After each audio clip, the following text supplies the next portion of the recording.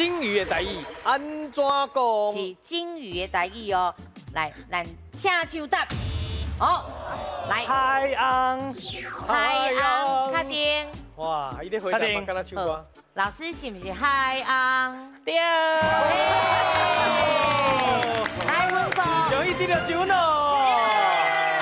这是大家一定爱知的吼，因为咱进前会甲海翁跟海底啊混唔到去，吼，因为咱上金船出去，定定拢是两项拢会看到，吼，所以海翁是迄个较大只，而且用字迄个翁，咱基本上会甲拟人化去啊，吼，就是讲，譬如讲，阮翁婿，还是翁某，这是较人嘛，啊，另外迄布袋戏翁仔翁，就用另外一字，吼，所以咱会甲伊当做是一种较有精神的迄款物件，是安怎会当安尼用呢？因为咱以前拢讲台湾是亲像一粒番薯，毋过咱有李勤华教授又写一个海翁的宣言，就是讲咱台湾迄古早地图是安尼画的嘛，所以伊就是若像一只海翁共款，啊咱。